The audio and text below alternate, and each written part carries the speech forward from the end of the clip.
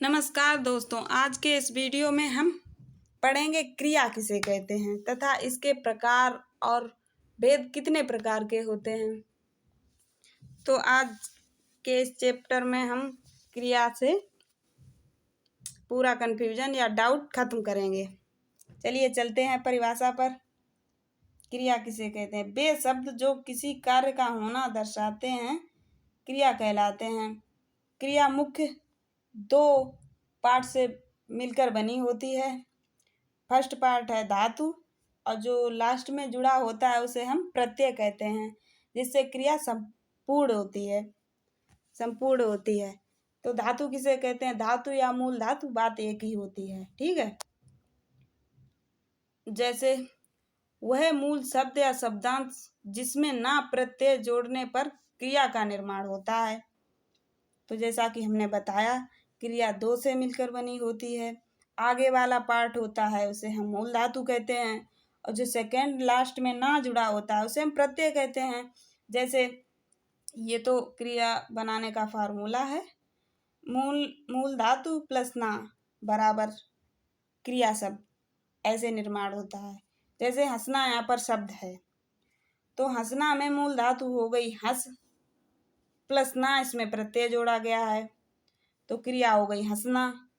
Second है पढ़ना में मूल धातु हो गई पढ़ और ना इसमें प्रत्यय जोड़ के क्रिया बन गई पढ़ना।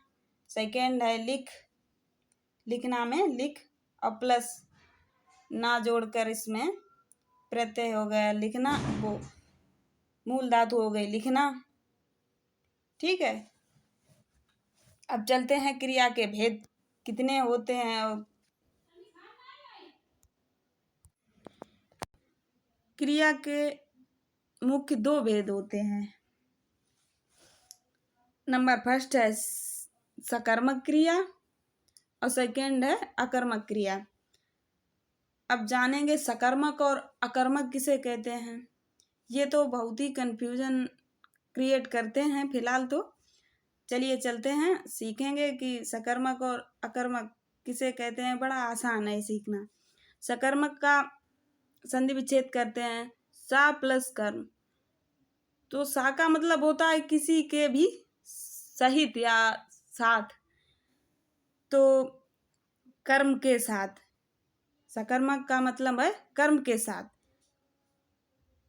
जिसमें क्या से प्रश्न करने पर जवाब मिले उसे हम सकर्मक कहते हैं। जैसे राम ने खाना खाया, क्या खाया? खाना खाया, तो जवाब मिल रहा है तो क्रिया सकर्मक हो गई। और सेकेंड है गीता ने गाना गाया, क्या गाया? गाना गाया, जवाब मिल रहा है तो क्रिया सकर्मक हो गई, वाक्य सकर्मक हो गया।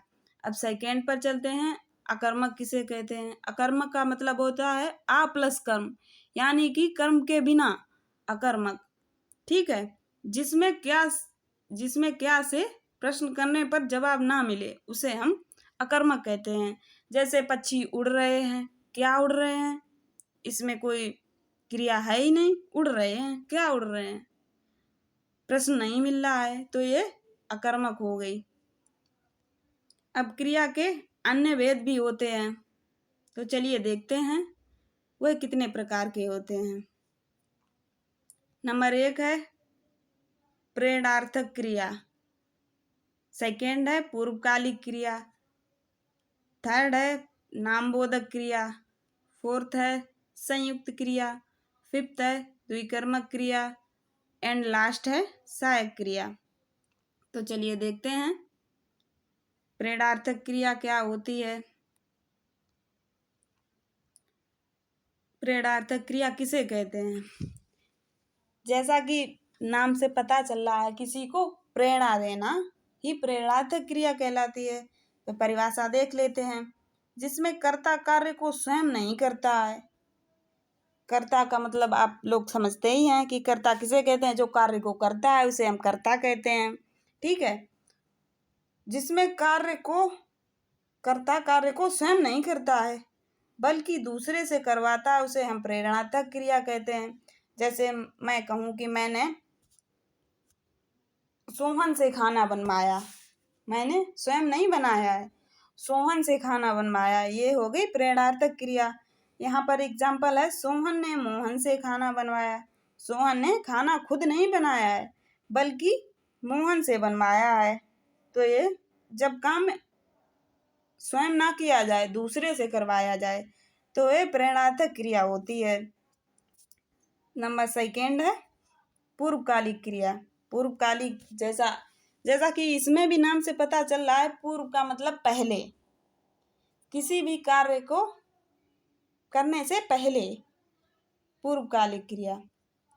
जैसे देखते हैं, जब कर्ता एक क्रिया को समाप्त कर दूसरी क्रिया करना प्रारंभ करे तब पहली क्रिया को पूर्वकालिक क्रिया कहते हैं। ठीक है, जैसे एग्जाम्पल देख लेते हैं, वह चाय पीकर सो गया। चाय पीकर सो गया यानी कि चाय उसने पहले पी, तो ये हो गई पूर्वकालिक क्रिया। अब चाय पीकर सो गया तो पहले इसने एक काम समाप्त कर लिया, चाय पी ली पूरी, फिर उसके बाद सोया। ठीक है, तो सेकेंड एग्जाम्पल भी देख लेते हैं, वह खेल कर पढ़ने लगा। पहले उसने खेला, मतलब खेल चुका है, उसके बाद पढ़ने लगा, तो ये पूर्वकालिक क्रिया हो गई। ठीक है, अब चलते हैं थर्ड पर, नामबोधक क्रिया किसे कहते हैं। ऐसी क्रिया जो संज्ञा और सर्वनाम तथा विशेषण से मिलकर बनी हो उन्हें हम नामबोधक क्रिया कहते हैं। ऐसी क्रिया जो संज्ञा, सर्वनाम और विशेषण, जैसा कि आगे वीडियो में हम बता चुके हैं, संज्ञा और सर्वनाम तथा विशेषण किसे कहते हैं, तो उससे मिलकर जो बनती है उस क्रिया को हम नामबोधक क्रिया कहते हैं। प्रायः नाम धातु क्रिया जो है वो याना और आना से निर्मित होती है। इसे हम किसी भी पेपर में हम आसानी से पहचान सकते हैं, नामबोधक क्रिया कौन सी है, प्रेरणार्थक क्रिया कौन सी है और पूर्वकालिक क्रिया कौन सी होती है। तो इसमें आराम से डिफरेंस कर सकते हैं, क्योंकि यहाँ पर ये आना और याना प्रत्यय से निर्मित होती है। जैसे हाथ से हो गया हथियाना, बात से हो गया बतियाना, अपना से हो गया अपनाना, तो यहाँ पर आना और याना लास्ट में आ रहे हैं, तो ये हो गई नामबोधक क्रिया। अब चलते हैं नेक्स्ट पर, संयुक्त क्रिया किसे कहते हैं। वह क्रिया जो दो क्रियाओं के संयोग से निर्मित हो उसे हम संयुक्त क्रिया कहते हैं। जैसे वह खाने लगा, वह खाने लगा, यहाँ पर दो क्रियाएं हो रही हैं, पहले खाने फिर लगा, तो दो क्रिया हो गई, संयुक्त क्रिया हो गई। सेकेंड है, वह पेड़ से कूद पड़ा, कूद, पहले कूद फिर पड़ा, यहाँ पर दो क्रिया हो रही हैं, तो ये संयुक्त क्रिया हो गई। ठीक है, अब चलते हैं द्विकर्मक क्रिया किसे कहते हैं। दो कर्म वाली क्रिया, जैसा कि इसमें भी नाम से पता चल रहा है, द्विकर्मक क्रिया दो कर्म वाली क्रिया, अर्थात जहाँ क्या और किसको दोनों से जवाब मिले वह द्विकर्मक क्रिया कहलाती है। जैसे क्या और किससे जवाब मिले, तो चलिए देखते हैं एग्जाम्पल को। जैसे माँ ने रमेश को सेब खिलाया, क्या खिलाया, सेब खिलाया, जवाब मिल रहा है। ठीक है, अब किसको खिलाया, रमेश को खिलाया, इसमें भी जवाब मिल रहा है, तो ये क्रिया हो गई द्विकर्मक क्रिया। अब सेकेंड एग्जाम्पल है, अध्यापक ने छात्रों को किताब पढ़ाई, क्या पढ़ाई, किताब पढ़ाई, जवाब मिल रहा है। किसको पढ़ाई, छात्रों को पढ़ाई, इसमें भी जवाब मिल रहा है, तो क्रिया हो गई द्विकर्मक क्रिया। अब लास्ट है सहायक क्रिया किसे कहते हैं।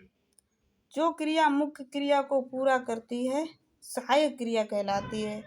जैसे मैं घर जाता हूँ, इसमें क्रिया हो गई जाना और सहायक क्रिया हो गई अब सेकेंड है एग्जाम्पल, वे हंस रहे हैं, तो आप इसमें बताएंगे क्रिया क्या होगी और सहायक क्रिया हो गई, कमेंट बॉक्स में बताएंगे, और वीडियो अच्छा लगे तो लाइक कीजिए एंड सब्सक्राइब कीजिए। Thank you.